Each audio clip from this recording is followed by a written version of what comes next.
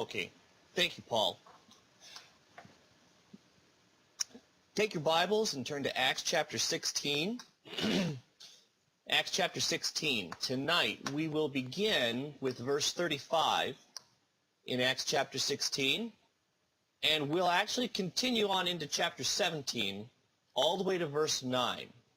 So that's our text for tonight, Acts chapter 16, verse 35 through chapter 17, verse 9. Got that? All right. Our last lesson, the last time we were together, we took one lesson aside and we focused specifically on taking a close look at Acts chapter 16, verse 31. And it's a very familiar verse, should be very familiar to all of us. The Philippian jailer asked Paul and Silas, "Sirs, what must I do to be saved?"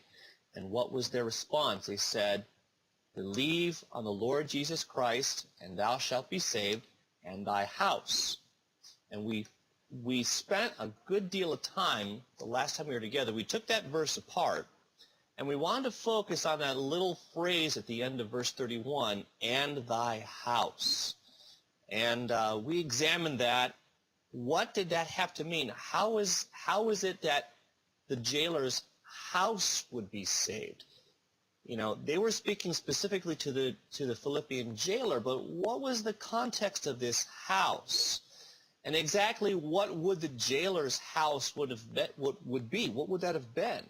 And so we spent a good deal of time looking at that and the etymology surrounding this Greek word house, which was oikos. And we discovered that it could refer to actually his household, his actually immediate family, and everyone in his household, and what that would have meant in the context of the Greek culture there. But it also could have been referring to the fact that the people to whom the jailer was responsible for, the people there in that prison, the men locked up in his prison, that could have been his house. Those were the people he was responsible for. And in that context, that would have fit, because with Paul and Silas singing in the jail at midnight, singing praises to God, literally hymning to God, singing a prayer, singing praises and worships in forms of prayers to God, there in the jail cell, and all the rest of these prisoners sitting there, not just overhearing them, but actively listening and hearing what Paul and Silas were singing and praying. They were paying close attention to what was going on, and of course, I'm sure that would have had a great impact upon the prisoners there in that jail when the earthquake shook and all the doors flew open and all their shackles fell off, and nobody left. They all stayed put. And I think that had a very profound impact on everybody there. So it's possible that the jailer's house itself could have been actually referring to all the people there in the prison. So I'm not going to take the time to rehash all that now. You can go back in the archives and review that lesson. But that's what we looked at last time. Prior to that, of course, we were studying all the circumstances as to why Paul and Silas were even there in that jail in the first place.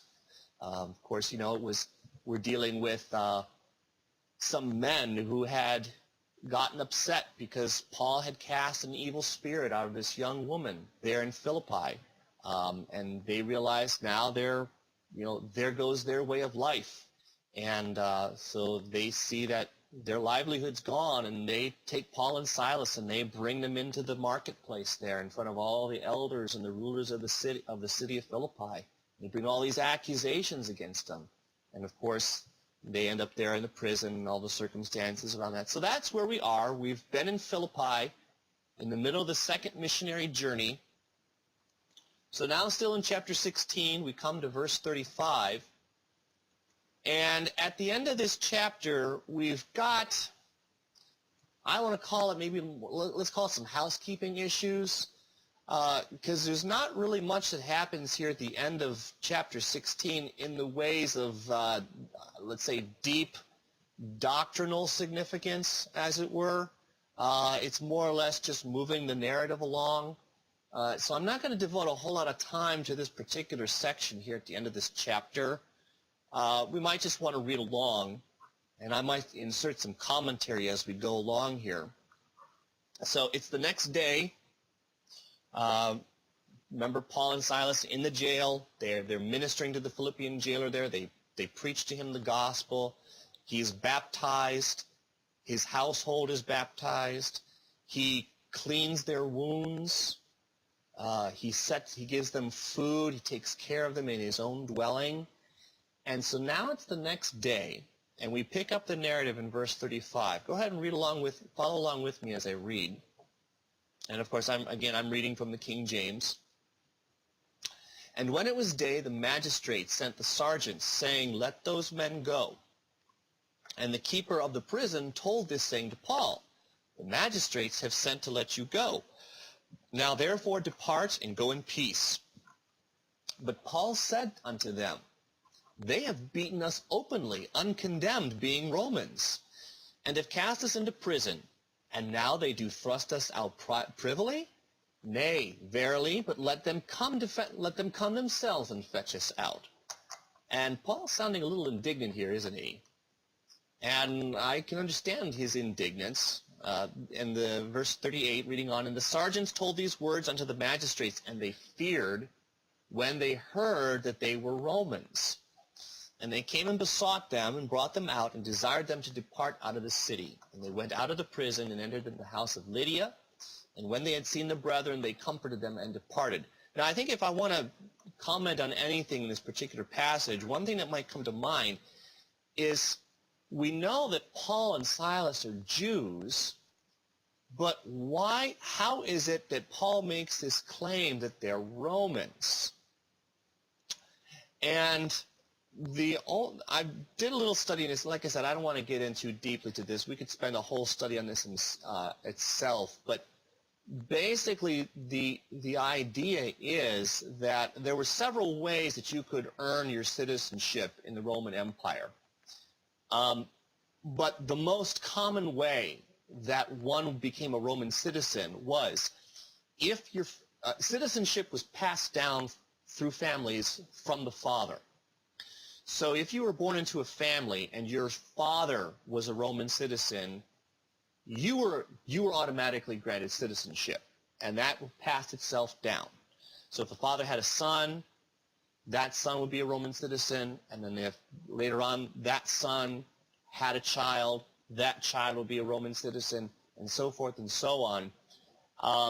So it is speculated that Paul, if you trace Paul's genealogy back, somewhere along the line, one of Paul's relatives, whether it be his father, grandfather, great-grandfather, had probably at some time earned Roman citizenship through other means. And therefore that citizenship would then be passed down through the family, even though they were Jewish. And so this is probably the basis whereby Paul and even Silas himself can claim their Roman citizenship. And of course, part of Roman law states that no Roman citizen can ever be beaten or whipped, or scourging as they called it. It was actually illegal to scourge a Roman citizen. And so therefore that was the basis of Paul's claim here.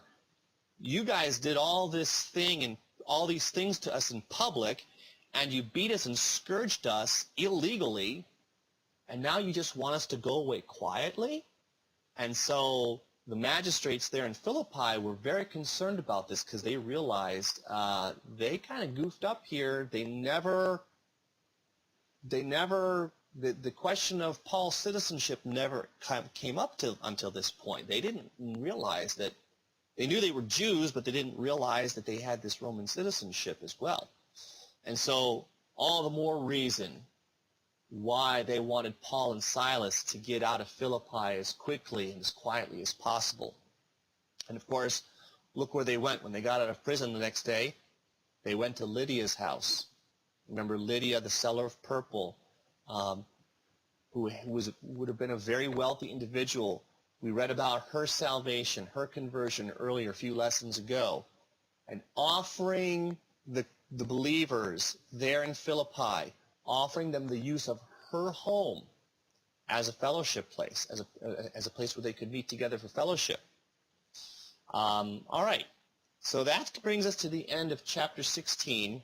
Like I said, those are just a few housekeeping issues. I don't know, Paul, did you have anything you wanted to add there, or any comments you wanted to make? No, I'm good. okay. All right, so we'll move on. Okay.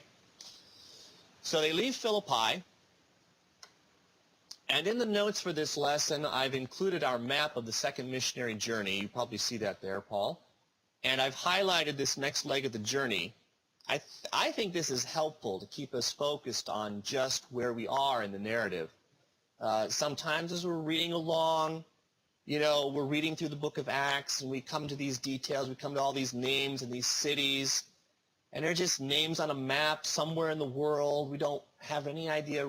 There's really no relevance to us. But I think if we can visualize just where we are, I think it just adds to and enhances our understanding of the text.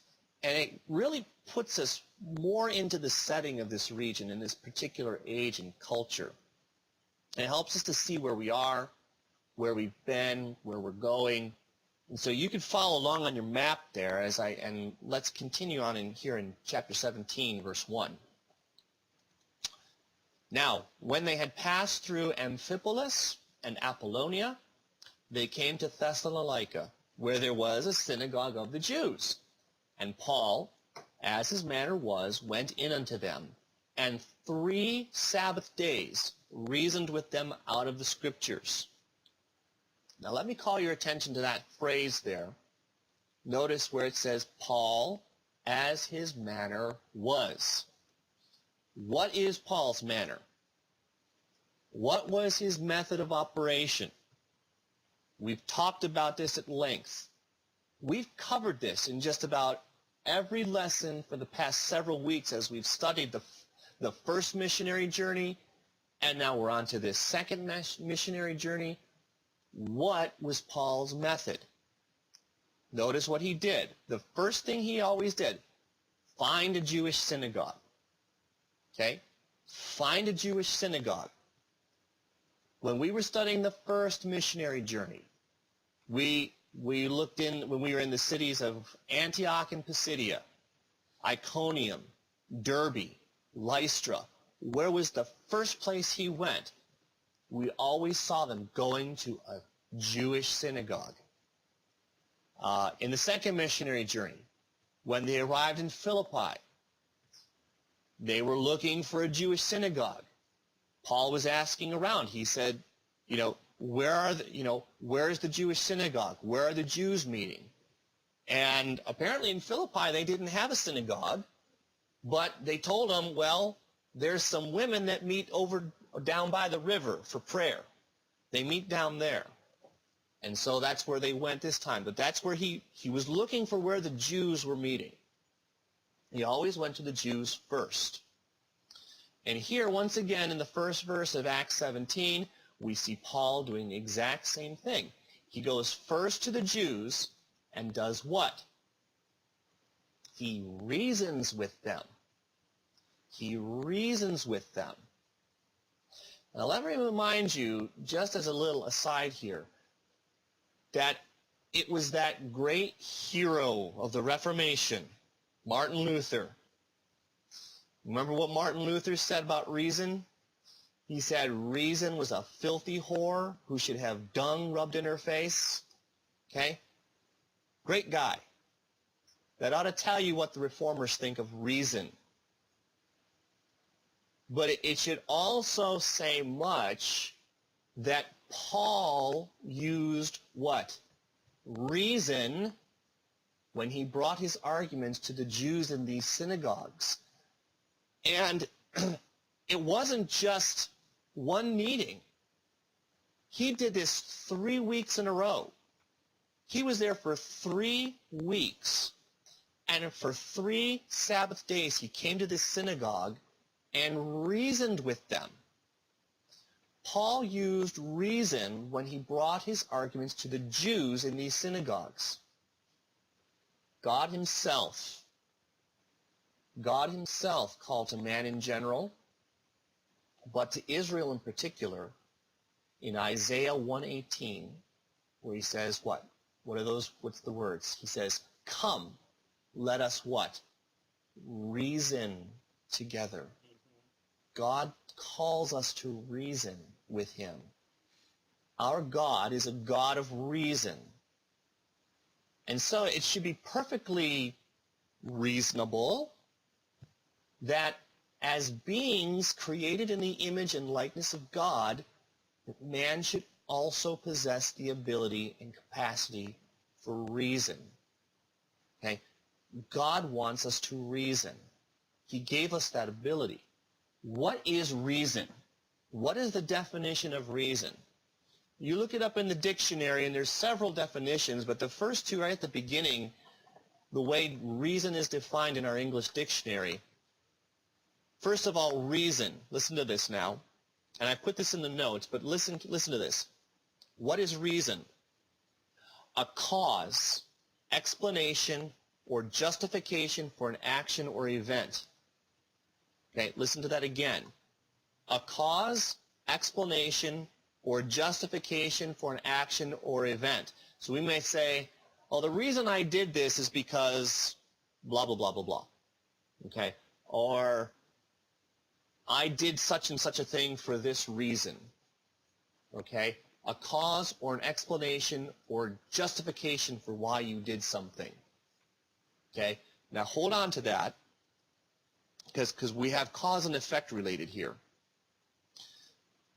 The other definition of reason, now listen to this, the power of the mind to think, understand, and form judgments by a process of logic. Okay, let me read that again. The power of the mind to think, understand, and form judgments. How? By a process of logic. Okay? It's systematic. Logic involves a premise of an argument in support of a belief, especially a minor premise when given after the conclusion. So reason involves using logic, and you have all these building blocks of statements, and you evaluate whether a statement is true, and one statement leads to another, leads to another, leads to another, and another, and you have this progression of logic, this process. This is called reason. And God has given man this ability to do these things. But reason has to have a basis. And what is the basis of Paul's reasoning? What is the basis of Paul's reasoning? In chapter 17, it said, he reasoned to them how? From the Scriptures. He used the Scriptures. Okay? Remember that? Moses and the prophets. Remember those guys? You remember in Antioch? There in that synagogue, what were they doing? When Paul and Barnabas arrived in that synagogue in Antioch, what were they doing? They read from Moses and the prophets. You remember that. And then when they were done reading, they stood up, the elders stood up, and he recognized Paul and Barnabas were Jews that they were visiting. He said, brothers, do you have a word of exhortation for us? And Paul took him up on it. He stood up and he told them all about Moses and the prophets, didn't he? What was Paul's conclusion there in Antioch? He's told them, he's telling them about Jesus, and he says, those Jews who were in Jerusalem who killed Jesus, they didn't know that Jesus was their Messiah, even though they read Moses and the prophets every single Sabbath day, just as you guys are doing right here. And guess what? You don't know who your Messiah is either. Look at the case that Paul lays out for them. This logical process of thought. He goes to the Scriptures, and look at verse 3. Verse 3, chapter 17. He goes to the scriptures opening and alleging that Christ must needs have suffered and risen again from the dead, and that this Jesus who I preach to you is Christ. Okay? There's his logical progression of thought. Reasoning from the scriptures. Paul lays out a series of major and minor premises. He says, you read these scriptures every Sabbath, the law and the prophets. Here's what the law and the prophets has to say about the Messiah, the Christ. Says that he would suffer. Not just that he would suffer, that he needs must have suffered. He needs must have suffered. That's a rather cumbersome phrase there. What does that look like in the Greek? It's actually just one word. It's one word, dai. It means it is necessary or it was necessary. Okay? To be necessary. Okay? He's saying it was necessary for Christ to do these things. This is the same word, this same word dai, that means it's to be necessary, appears 11 other times prior to this in the book of Acts. Okay? So we're in chapter 17 now. This word to be necessary, dai, appears 17 other times already. We've seen this word 11 other times already before in our study. The most recent occurrence is just a few verses back in Acts 16:30. The Philippian jailer says it. He says, what must I do to be saved? What is necessary for me to do to be saved? Okay? It's necessary. Now there's this list of things that Paul cites here that were necessary of the Messiah. What are they? First of all, there's at least three that are mentioned here in our text, but we can be certain that Paul's logic and his what do you want to call it? His dissertation, as it were, was a lot longer than what we're reading here in Acts 17, but we have just a summary of it. But there are three things. First, that he must suffer, but it was also necessary that he die, and it was necessary that he rise again from the dead. Now, I don't know how much weight to give this, but I think it begs the question. Is it enough for Jesus to just have died? In other words, why was it necessary, or was it necessary? Was it necessary, and why was it necessary for him to suffer before his death? Okay? That question should be before us.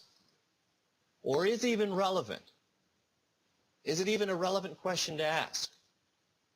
Does this suffering speak to something else? Okay? When we talk about Christ's suffering, is it something else entirely? Or is it, what are we dealing with here? Reformed theology certainly would like to make much of this suffering. That's what we hear about all the time. And even more so nowadays. You can go to any Reformed blog, and topic after topic after topic, after article talks about suffering in our Christian life, how we deal with suffering. Luther and Calvin both taught that truth can only be experienced through suffering. And so we must experience suffering. Why? Because Christ suffered. And certainly it appears that Paul is pointing that out to us. Luke is making a point to show us that here in this verse. Christ must have, it was necessary for Christ to suffer.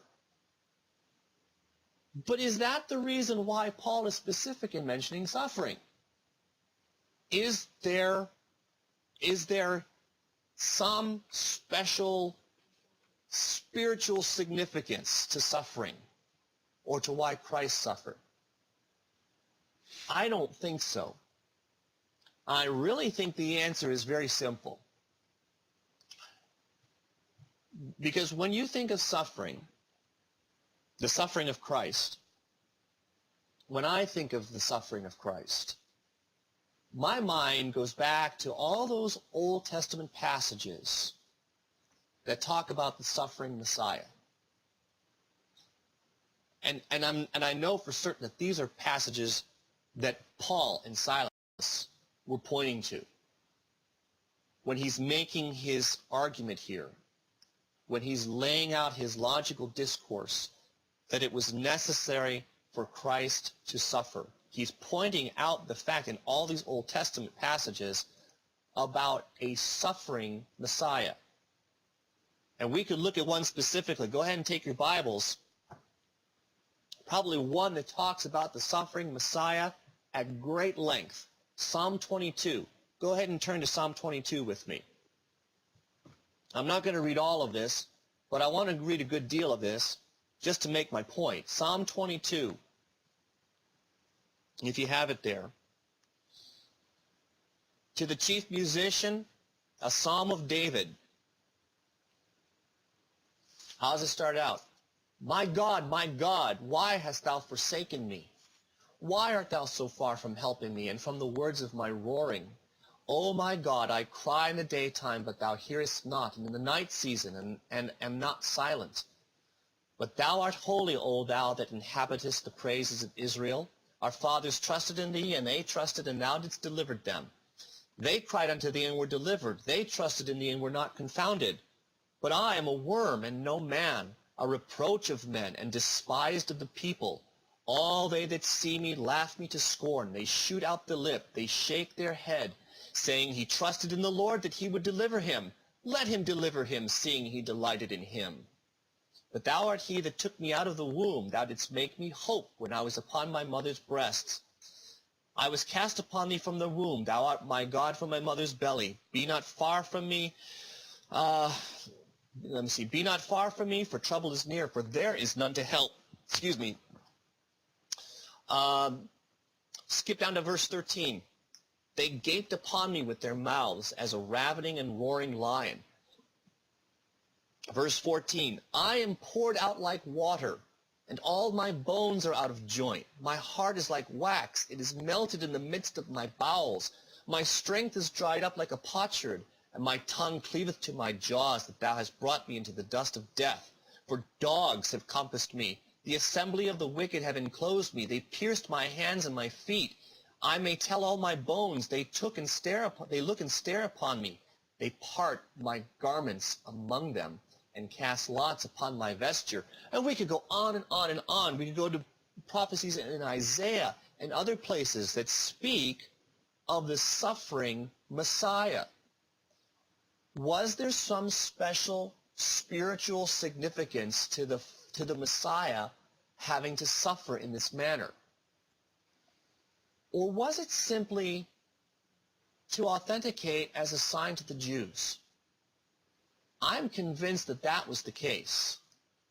Because when you look at the manner of Christ's death, you see that Christ's death perfectly overlays prophecy for prophecy. And I looked at a statistic. I think there's over 100 prophecies in the Old Testament that speak to the suffering Messiah, and Christ's death fulfilled each one of those prophecies to the letter. And there is precisely Paul's point. Jesus is the Messiah because his death and the manner of his death, not that there is any further significance to suffering, other than the suffering fulfilled the manner of his death spoken of by the prophets regarding the Messiah, fulfilled them to the letter. There can be no doubt. And so therein is the reason for the suffering. It was necessary for Christ to suffer in this manner because prophecies said he would. And that is Paul's point, nothing more. But the Jews had completely misunderstood those scriptures. They completely misunderstood those scriptures. If they had read them and understood them with the proper interpretation, it should have been very clear. But the Jews were looking for a king. And don't think that the religious leaders of that time had given them some form of orthodoxy that taught them that somehow this suffering Messiah is not really a suffering Messiah. He's not really going to die. You have to interpret this in the proper context. Let us explain to you what this means. Let us give you the proper interpretation of these passages that talk about suffering. I'm sure the religious leaders taught the people that the Messiah would come as king, and yes, he will be king. Jesus will sit on David's throne. But what did they do with all those passages about death and suffering? Was that just some kind of analogy? Were they just metaphors? Are they just allegorical? See, the Jews were looking for a king. Look at John 6. John chapter 6. We find Jesus sitting on the shores of the Sea of Galilee, teaching the people. This is right after the Passover, right after he feeds the 5,000, and they see this great miracle of how Jesus multiplied the food. And look at what the people say in verse 14. If you look at John chapter 6, verse 14, it says, "Then those men, when they had seen the miracle that Jesus did, said, 'This is of a truth that prophet that should come into the world.' When Jesus therefore perceived that they would come and take him by force, listen, to make him king, he departed again into a mountain himself alone." You remember that Moses told the people about another prophet who would come, one like him, just before Moses' death, just before the people of Israel are about to pass into the promised land. Moses said, "There's going to come another prophet like me." And so the people here in John chapter 6, they realize Jesus is that prophet that Moses was talking about. And they make this connection with the Messiah. The Messiah would be a king. And here they are. They're in the midst of Roman occupation.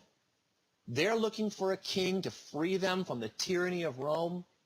And Jesus knows this. And he knows that they want to make him king. And so he removes himself from them. This was not his time to be king. He was not here at this time to be king. He was here to suffer and die and rise again from the dead. And this is Paul's argument. And this is the nature of his reasoning that he lays out before these people in this synagogue. 3 Sabbaths. For 3 weeks, Paul is laying out this treatise before them. And what was the result? What was the result? You look again, very similar to what it was in all the other cities they visited. We see the same pattern of behavior. Everywhere they went, the result was the same. Look at verse 4. It's starting to sound like a recording. "And some of them believed," that's the Jews, okay? Let's talk about the Jews here in this synagogue. "Some of them believed and consorted with Paul and Silas. And of the devout Greeks, a great multitude, and of the chief women, not a few." Okay, so just like what happened in Antioch and Pisidia, you have a good number of Jews who believed. But also, look here, there's Gentiles in this synagogue. We saw that in the first missionary journey. There were Gentiles in these Jewish synagogues. This is a Jewish setting, but we have Gentiles present. The verse says, devout Greeks. This is a reference to the fact that these were converted Gentiles, okay?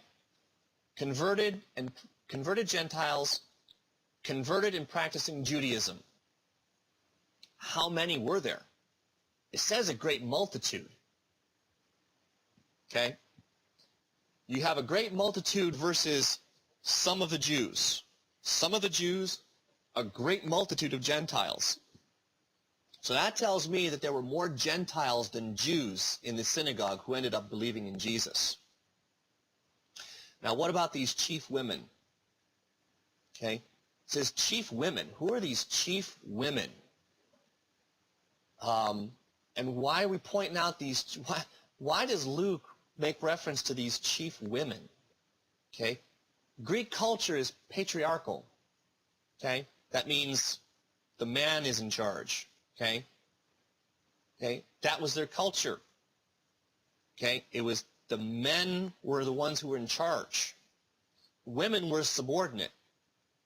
Okay? In some places, women were even considered property in their culture.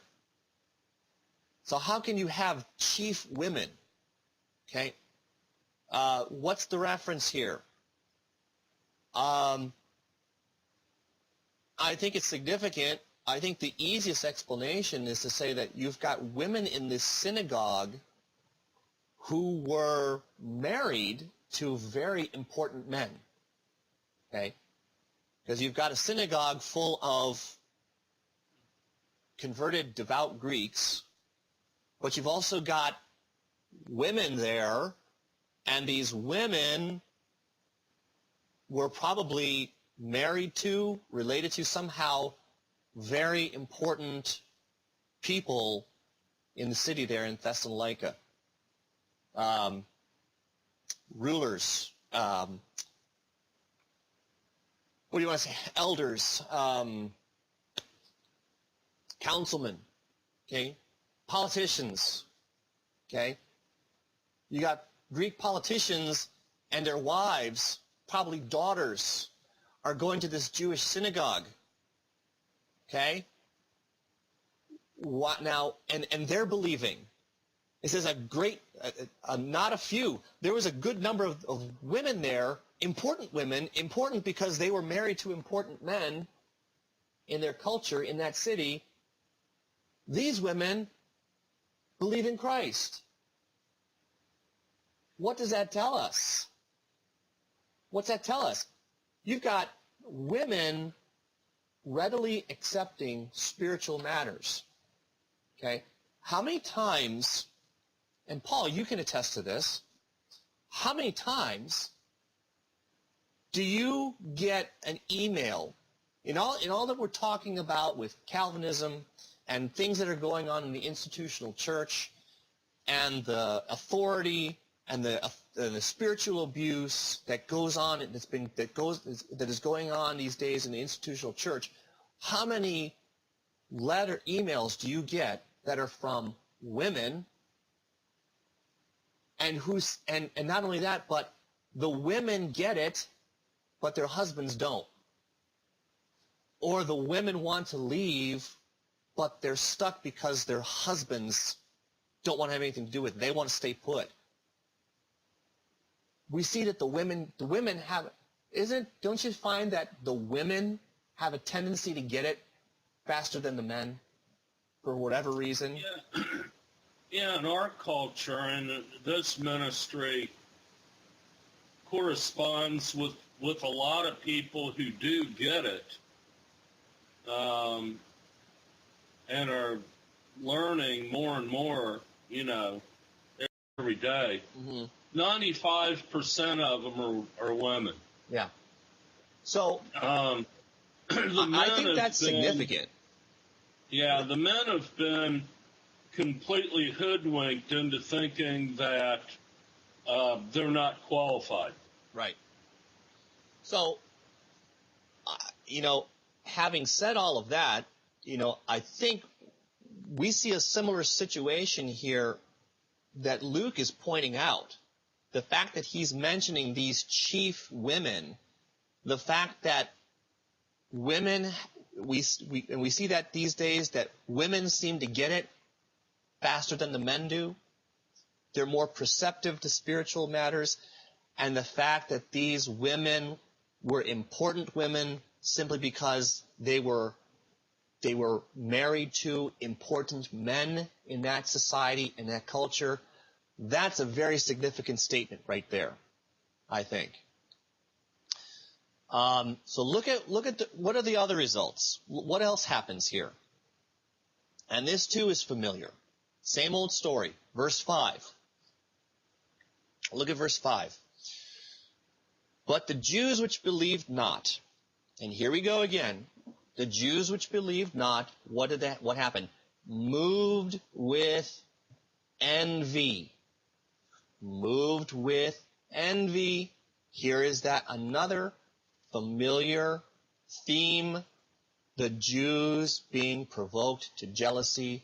God said, I will provoke you to jealousy with a people who are not a people. I'm heavily paraphrasing here.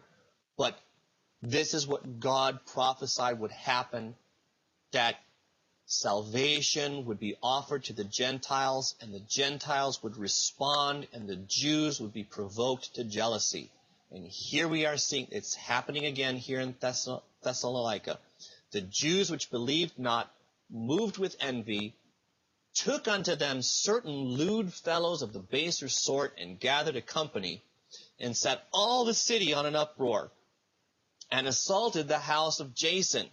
Who is this guy? What is this house of Jason? I'm speculating, of course, but I think it's reasonable to assume that this house of Jason would be the synagogue where they're meeting. I think that's a reasonable conclusion to come to. Jason is the one who's host where all of these people are meeting for this synagogue. And this is where all these people who are believing are continuing to come together for fellowship at Jason's house. Okay, so they assaulted the house of Jason and sought to bring them out to the people. Who's them? The believers. Believers in general, but Paul and Silas specifically. Verse 6, and when they found them not, they drew Jason. Paul and Silas aren't there apparently. When they found them not, they drew Jason and certain brethren unto the rulers of the city, crying, these that have turned the world upside down are come hither also, whom Jason hath received. And these all do contrary to the decrees of Caesar, saying that there is another king, one Jesus.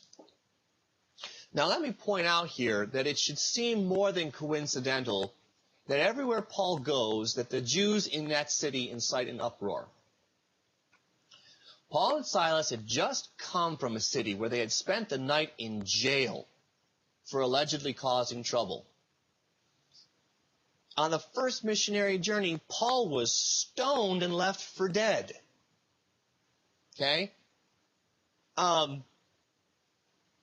course, in Philippi, those charges were made not by Jews, but by businessmen who had their livelihood taken from them when Paul cast out that evil spirit out of that woman.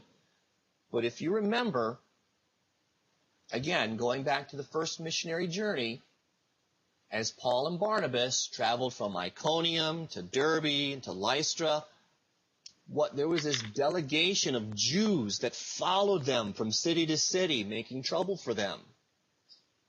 Now we might, we could even speculate that there might have been a similar delegation following Paul and Silas on this trip. Followed them down from Philippi. And we get to verse 5, and we read about the Jews in the synagogue there in Thessalonica who believed not. It's not too far out of the realm of possibilities that these Jews collaborated with this other delegation of Jews and collaborated to make trouble for Paul on this trip as well. And you're going to see next week when Paul and Silas move on to Berea, we're told there's a delegation of Jews who come down from Thessalonica and make trouble for them in Berea. Okay? Everywhere they go. I don't think this is a coincidence. Okay? I think there's a concerted effort going around trying to make trouble for Paul. Now let me point this out. In the Roman Empire, it was an act of treason. It was treason to make any claims of authority against the emperor. You got that? And this is exactly the claim that these Jews charged against Paul and Silas. They're saying Paul and Silas are guilty of treason because they are teaching that Jesus was the king, or that Jesus should be king. And they're not entirely incorrect. Notice they didn't challenge their doctrine. You see that? They didn't make any charges against the doctrine because, for one thing, the local magistrates and city council members there, politicians, could care less about doctrine. They're concerned about legal matters. Okay? In order for them to cause trouble for Paul, they had to find some legal reason to get Paul and Silas in trouble. The people in the city the rulers of the city could care less about doctrine. And so these Jews didn't challenge the doctrine. They didn't challenge it because they couldn't challenge it. They had no argument against it. Paul spent 3 weeks laying out his argument. And he would have gotten them to the point where they had no answer. He would have backed them into a corner where they would have nowhere to go with it. Okay? He showed them clearly from Scripture. And so when you get to the point where you get your adversary backed into a corner, and you've argued him into a corner where he can't go anywhere else, where he can't argue against the logic of your reasoning, the only thing he has left is to attack you. And that's what they did. They attacked Paul and Silas, trying to attack them from a legal standpoint. Now, were Paul and Silas stirring up a revolt against Rome? Certainly not. Were they preaching about the kingdom? Yes. Was Jesus the king? Yes. But were they advocating revolt? Certainly not in this context.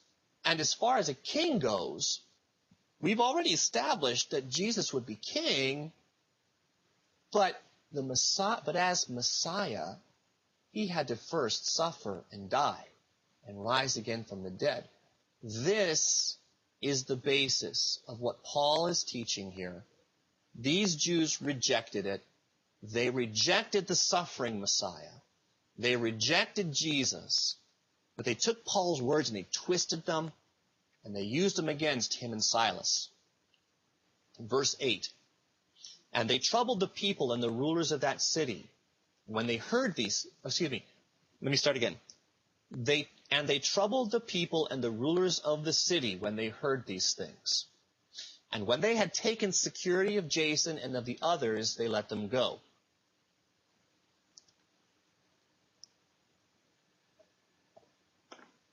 All right. Now, the way this is worded here in the King James is a little ambiguous with regard to the pronoun they in verse 9 here. It says, let me read it again. When they had taken security of Jason and of the others, they let them go. All right. Now, hold on a second here. What's going on here? What does that mean? You already have Jason and some of the other believers already in custody. And I think you have to assume Paul and Silas as well. They couldn't find Paul and Silas in in Jason's house. But I'm sure they must have shown up at some point when all this uproar was happening. So I'm thinking we can assume they've got all of these guys in custody. Timothy's with them. Okay. But when it says, look here, when it says they had taken security of Jason, that seems a little confusing, because to take security sounds like it means to take him into custody. But don't they already have him in custody? Didn't they already have him in custody? Why are they taking security of him? How do we clear this up? And it's a very simple explanation, actually. And our solution, we look at the grammar. Let's go to the Greek. Look at the Greek. The word security here in the Greek, and I think I neglected to put this in the notes, but you can write this down. The word security here in the Greek is the word hikanos. Hikanos. And it means ample or fit or competent. Ample, fit, or competent. Or suitable. Okay? Proper. Okay? The context here, the way this word is used, think of a security payment. Okay? When you go in for a loan, okay, the banker will ask you for collateral. Okay, that's considered security. Okay? In this context, we're dealing with security in the form of a payment. So this is, in a sense, getting bailed out of jail. All right? You got that? So you have to take verse 9 in conjunction with verse 10. We're not going to go on to verse 10. We're going to stop here tonight. But verse 10 talks about how the brethren sent them on to Berea. Okay? So when you take those two verses together in context, what we have is in verse 9, you have Jason and Paul and Silas and others in jail, and the other believers come and bail them out. All right? That's what it means when they took security of them. They bailed them out. Got it? Okay. They bailed them out and they said, get out of here. Go. You guys go to Berea and lay low for a while. Okay? Just get out of here. Okay? That's all that happened. Okay? And so that is where we will pick up our narrative for next week. And so we'll see what happens to Paul and Silas in Berea. And do we have any questions or comments at this time? Well, the only comments I have is Jason's house was probably the synagogue, don't you think? Yep. I think I mentioned that. But, yeah. Yeah. Which is the only direct connection I've seen in the book of Acts that the synagogues were, in fact, home fellowships. Mm-hmm. There's a lot of other evidence that points to that as well. But, yeah, that seems to be the indication here. There were other brothers at the house. And then I would also say that in verse 3, I'll point out that Paul explained and proved that it was necessary for Christ to suffer, and I agree with you. Death is not mentioned, merely suffering and raising from the dead. So basically what you have there is a suffering death, mm-hmm. a suffering type of death. Mm-hmm. Okay? And I might mention that Paul doesn't say anything about Christ's obedience being necessary. Mm-hmm. His death and resurrection, period, is mm-hmm. what was necessary. Mm-hmm. Okay? Again, and 90% of what's going on today in Reformed in regard to Reformed theology, not only was his death and resurrection necessary, but his obedience was necessary. Mm-hmm.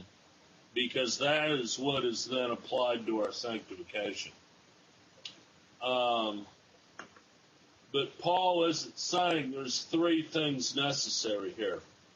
And keep in mind that the idea that Christ's obedience was necessary to justification is absolutely central to Calvinism and Reformed theology.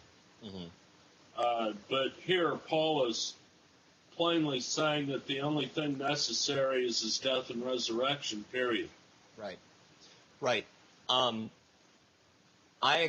guess you could say I extrapolated his death being necessary out of that because Right. only because he can't rise again if he's not dead. Right. Right. So, Suffering I think, death. right. Suffering death is what's meant there. It wasn't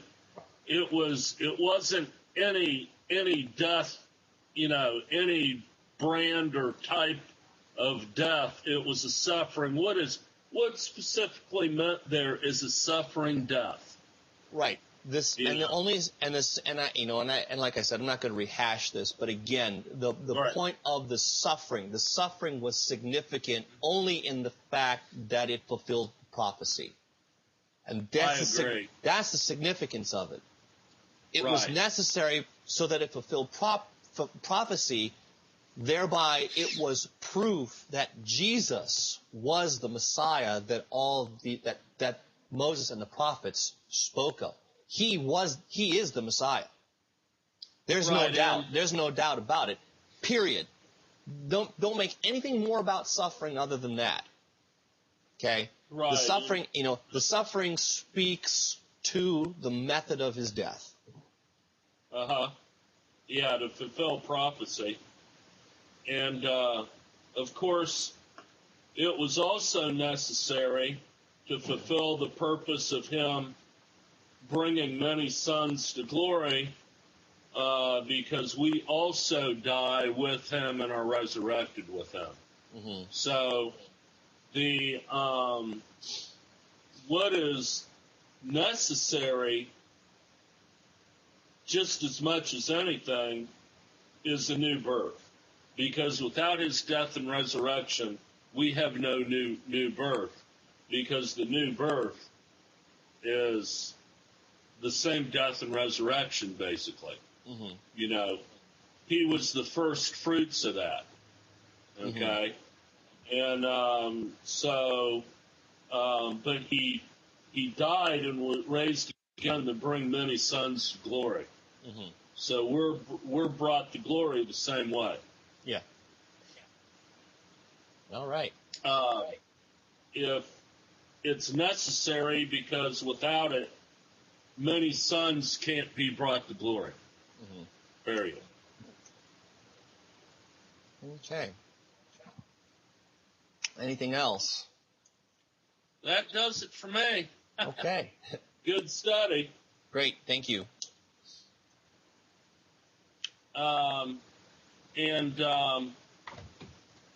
I'll get this into the archives as soon as we can.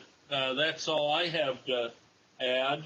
Okay. As we move forward. Kind of exciting, moving towards having two complete studies, one in the book of Romans and one in the book of Acts that can be archived.